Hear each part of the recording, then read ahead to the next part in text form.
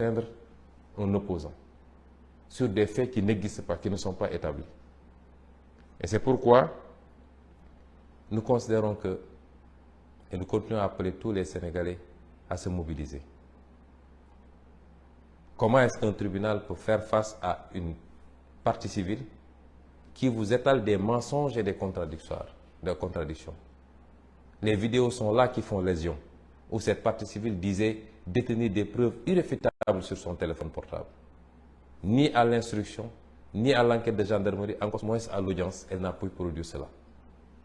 Comment cette partie civile peut dire qu'elle ne connaît pas Mamour Diallo alors qu'il y a une vidéo qui circule où elle dit « c'est moi qui ai enregistré Mamour Diallo parce que je voulais avoir des preuves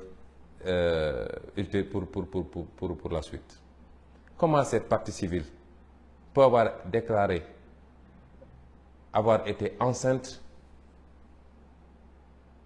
et 2 ans plus tard, toujours pas de bébé, et devant un juge, elle dit non, c'était juste pour avoir la possibilité de m'échapper.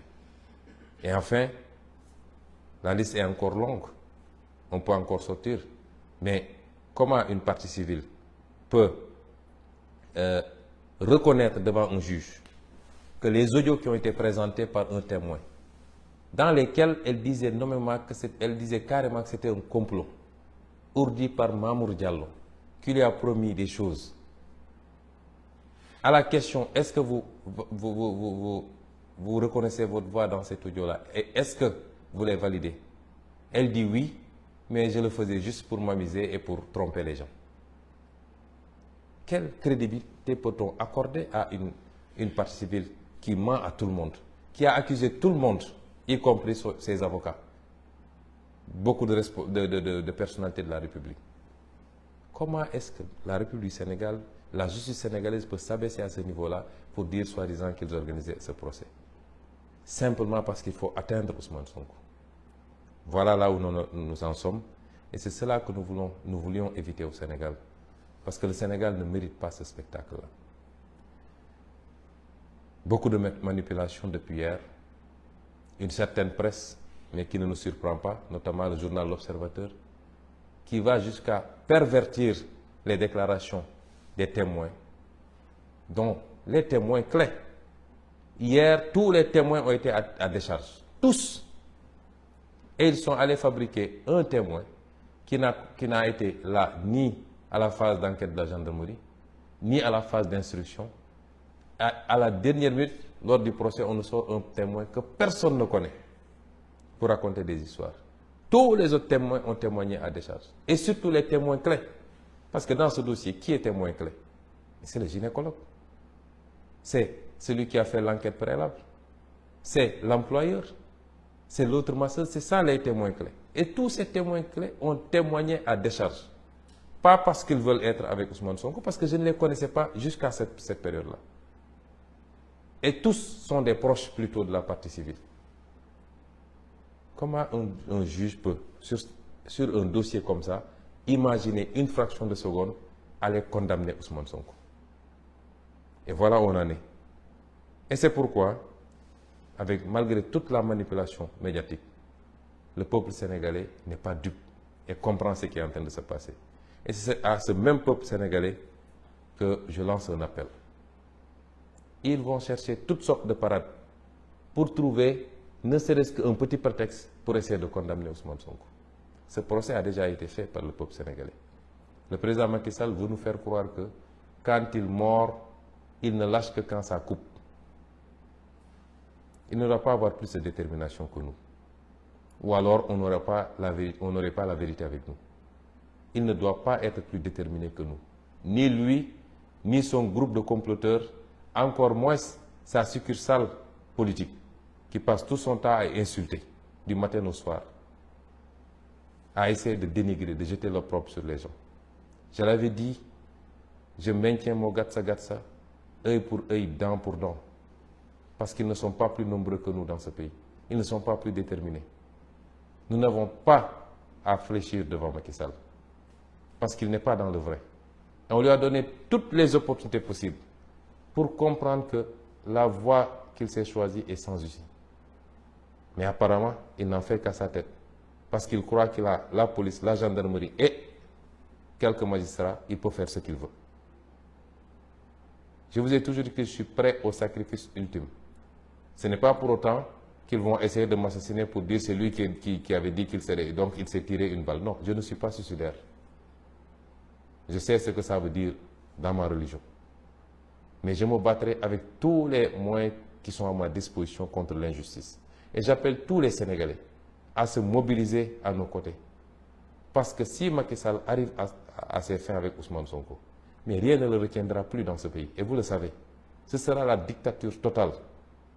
Il avait réussi à se baliser tout un boulevard et c'est au dernier moment qu'il a vu sortir de nulle part un Ousmane Sonko et ça lui a posé un problème.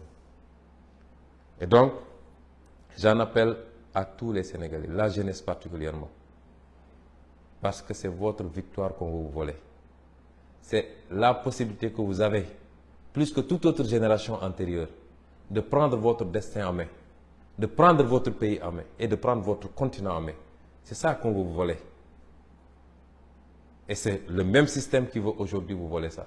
Et se perpétuer dans la corruption, dans le détournement de deniers publics, dans les choix non prioritaires, dans la compromission des intérêts nationaux. Est-ce que vous allez l'accepter? On essaie de vous amadouer. On essaie de prendre soi-disant des influenceurs de partout, etc., pour détourner la jeunesse que vous êtes. Et j'ai conscience que vous êtes aujourd'hui une jeunesse complètement au fait des réalités. Vous avez conscience des enjeux. Et c'est pourquoi j'ai confiance en vous. La jeunesse d'abord, mais toutes les femmes du Sénégal. Parce que quand le pays va mal, les premiers à être fatigués, c'est les femmes. Parce que c'est elles qui gèrent les foyers. Elles ne peuvent pas tourner le dos à la famille. Vous êtes concernés par cette bataille. Les personnes âgées, mais tous les secteurs professionnels et socio-professionnels. Agriculteurs, transporteurs, artisans, marchands ambulants, étudiants, élèves, et j'en passe, enseignants. Vous êtes tous interpellés aujourd'hui. Ce combat est le vôtre avant d'être même celui de Sonko. Je n'en suis qu'un élément.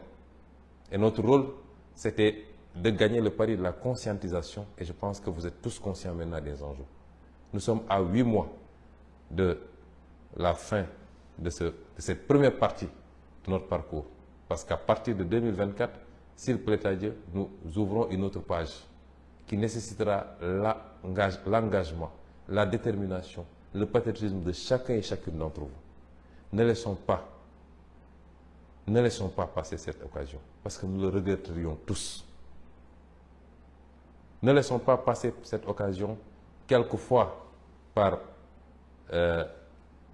excusez-moi d'un certain nombre de termes que je vais utiliser, quelquefois ça peut être par ignorance pour certains.